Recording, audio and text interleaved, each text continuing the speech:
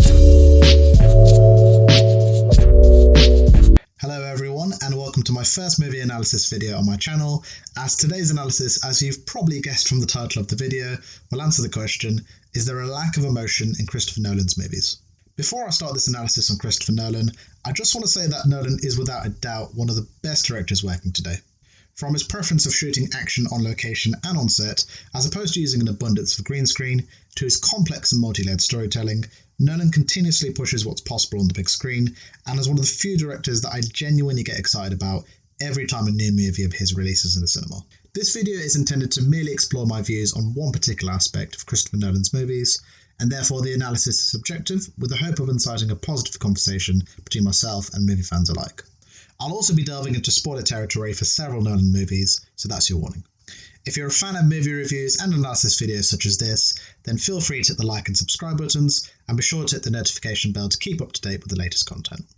From Memento all the way through to his latest feature Tenet, I think most movie fans can agree that Nolan typically favours story over character, in which the characters often become devices to propel the plot forward. The scenes in which Dom, Cobb and Arthur explain to the rest of the team the mechanics of dream infiltration perfectly encapsulates Nolan's preference of using the characters of the story to deliver exposition to explain the world of Inception. While I do appreciate that scenes of this nature are necessary, especially when exploring concepts and worlds that are at first alien to audiences, Nolan often uses exposition to drive his characters forward in the story several times throughout Inception, such as the scene in which Cobb is explaining Inception to Ariadne.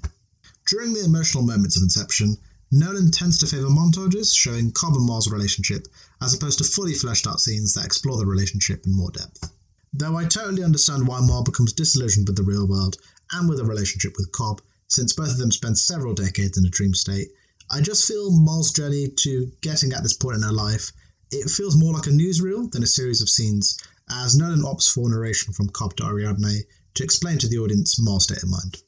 I feel that even just a scene that lasted, say, a few minutes, showing Cobb and Mar's journey into the dream world, without the exposition from Cobb, would have still made sense to the audience, and would have been more effective at conveying Cobb's struggle to cope with his mission in the present, as well as allowing us to really feel Mar's struggle with adapting back into reality. So though I do feel for Cobb for the loss of his wife, because their relationship is only ever explored through expositional dialogue and montages, it means that I only ever get a surface level emotional connection to Cobb's pain as a character. The movie in which Nolan tried to infuse emotion into storytelling is for sure Interstellar. While it is an admirable effort on Nolan's part to essentially tell a story of love between Coop and his daughter Murphy, the spectacle of the movie, as it were, quickly takes over. Though there are scenes that show the connection between Coop and Murph, such as their love for science, Nolan quickly cuts these emotional moments short in favour of moving these characters quite literally at the beginning of the story to a secret NASA facility to begin the bulk of the story's exposition of Coop's proposed journey to find a habitable planet for humans. This scene, along with the scenes set in the spacecraft and on the various planets, shows Nolan's passion for conveying various scientific concepts and theories to audiences, but in turn it becomes a detriment to developing the troubled relationship between Coop and Murphy.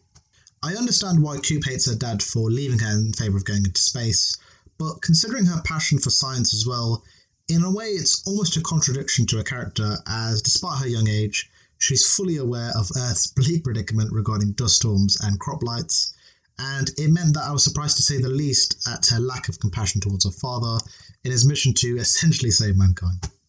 As for me, the reason why Murph hates her dad becomes more selfish than justifiable, so while she is entitled to be angry at Coop for leaving her and her family on Earth, the lack of empathy from Murph, even when she becomes an adult, was more frustrating than understandable in my opinion.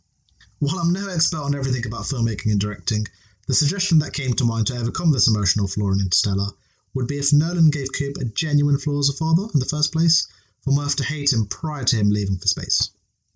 Whether that's not taking an interest in Murph's passions in life, not being there for her when she needs him the most, and so forth, I feel that if there was an animosity between Murph and Coop prior to him leaving for space, then this emotional moment would have hit him that much harder. Outside of Interstellar, the only movies that I would say have any true emotional depth would be the Dark Knight Trilogy. What Nolan does that directors who had tackled Batman previously hadn't explored is delving into the psyche of Bruce Wayne and really developing who he is as a person and what drives him to wear the cape and cowl in the first place. Batman Begins truly lays the emotional groundwork for Bruce Wayne for the entire trilogy.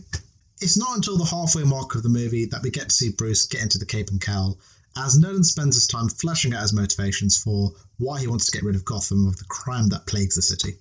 From Ra's al Ghul's training of Bruce, to Bruce devoting himself to the ideal and symbol of Batman to strike fear into his enemies, to the moment where we witness his parents being killed in an alleyway, Nolan allows us to experience the cornerstones in Bruce's life that in turn make us emotionally invested in his character arc and giving us a reason to care not only for Bruce, but understand why he needs to wear the cape and cowl so that when Bruce returns to Gotham and becomes Batman, we're just as determined as he is to clean the crime out of the city once and for all.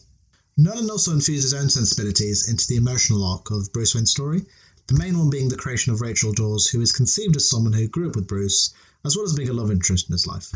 Rachel is essentially Bruce's moral compass in the first two Batman movies, as she reminds him of what he could lose if he were to face defeat against his enemies. But ultimately, Nolan's biggest job when he crafted the emotional arc for Bruce Wayne in Batman was which comic book storylines of the Caped Crusader best suited his vision of the character. However, that's not necessarily a flaw on Nolan's part, as unless a director who helms a Batman flick crafts a wholly original story, then they will inevitably be drawing from the source material in some shape or form to inspire their vision and emotional arc for Bruce Wayne and Batman. The worrying trend that I've noticed in Nolan's last two movies, Dunkirk and Tenet, is Nolan's obsession of using time as a literal plot device in his movies, and therefore the lack of development for any of the characters that feature in these flicks. Though I appreciate that Nolan was going for a horrifying effect in the storytelling for Dunkirk, in depicting the terror of war, because the story takes little to no time in explaining who these soldiers are, or giving them any personality beyond the fear of being on a battlefield, it meant that the moments of violence that do come around for these characters offer little in the way of an emotional connection for the audience. Nolan has since defended this storytelling approach in Dunkirk, stating that in a real-war situation, soldiers don't have the time to say their names to each other and explain their backgrounds. And whilst this is true, it's still no excuse for a filmmaker of Nolan's calibre to at least try and give these characters a voice and personality to complement the awe-inspiring action scenes. At the end of the day, we as an audience are watching a movie, not a documentary of the events of Dunkirk, as Nolan's decision to opt for the latter in his approach to the story is a detriment to the characters we see on screen. Despite my anticipation for Tenet this year, while I left the theatre with a mostly positive experience, the biggest disappointment was not caring for the exploits of the protagonists within the story. So much of Tenet's characters are cloaked in secrecy that we don't know any information about their backgrounds, or why they need to be involved in the mission in the first place. Even right down to John David Washington's character simply being referred to as the protagonist gives you a clear indication of Nolan's preference towards story in Tenet, where the characters are merely objects that propel the mission forward. So when the big action set pieces and emotional moments arrive in Tenet, I just didn't care at all because the movie doesn't make the effort to make you care for these characters in the first place. So overall, while Nolan is a master technician when it comes to staging practical action set pieces, telling complex and multi-layered stories in a clear way to audiences, well, for the most part, and his originality as a filmmaker are qualities that few directors have, the overriding feeling that I have whenever I see a Nolan film is a lack of an emotional core in the characters that populate the frames of his stories. And while this flaw in his movies don't detract from the joy and wonder of seeing his work on the big screen, I feel that if Nolan is to reach the recognition and attention of directors such as Francis Ford Coppola, Steven Spielberg, and Martin Scorsese, just to name a few, then I think he needs to hone in on the emotional core of the movies he makes going forward in his career, if he's truly going to be considered one of the greatest directors of all time. So, and I hand it over to you guys, as I now want to hear your thoughts on whether or not you agree with my opinion that the characters in Christopher Nolan's movies lack an emotional core, as I'm sure this video will be polarising for those that either agree or disagree with my opinion. Thank you guys as always for watching, and as always, I'll see you on the next one.